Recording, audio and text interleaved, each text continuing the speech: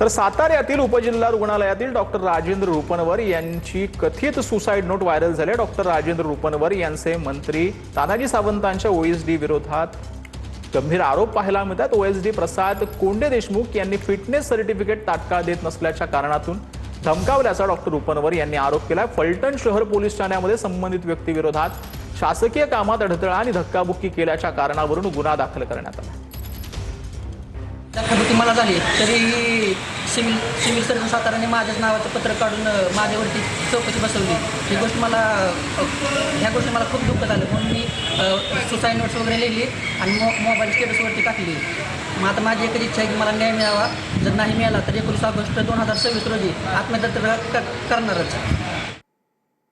तर बातमी आहे सोलापूर जिल्ह्यामधून मोहोळ तालुक्यातील चिंचोळी एमआयडीसी परिसरात राज्य उत्पादन शुल्क विभागाकडून मोठी कारवाई करण्यात आली आहे। या कारवाईमध्ये बनावट दारूचा कारखाना उद्ध्वस्त करण्यात आला आहे। 2,54,00,000 मुद्देमाल जप्त केलेला असून या प्रकरणामध्ये 5 आरोपींना अटक करण्यात आली।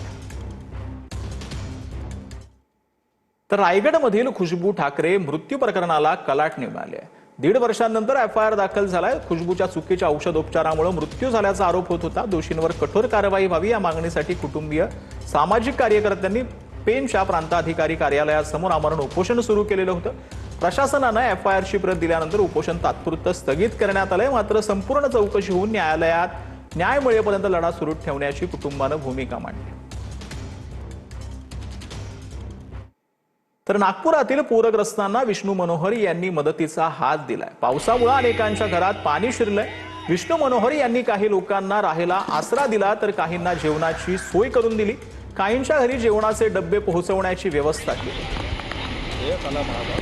पाऊस येतो चालला जातो, नुकसान करून जातं, शासन आपल्या परीने मदत करत असते, पण लोकांना असं असतं की अरे नातेवाईकांना मित्रांना काय म्हणायचं ते त्यातल्या त्यात कुडत असतात। पण जेव्हा आपला सगळ्यांचा हा जबाबदारी आहे की अशा लोकांना विचारावं, विचारपूस करावी आणि मग अशांना लोकांना आपण म्हटलं की बाबा तुम्ही हे साफ आपण करूयात आणि त्यांना मग इकडे रसोईला आम्ही आमच्या प्रतिष्ठानात घेऊन आलो, त्यांची व्यवस्था केली। काही लोक नक्की समोर यायला पाहिजे, ज्यांना ज्यांना शक्य आहे त्यांनी आपापल्या घरून, ठीक आहे तुम्ही मास्क मध्ये नका करू पण ऍटलीस्ट 1-2 घरं पकडा की त्यांना तुम्ही ही व्यवस्था देऊ शकता।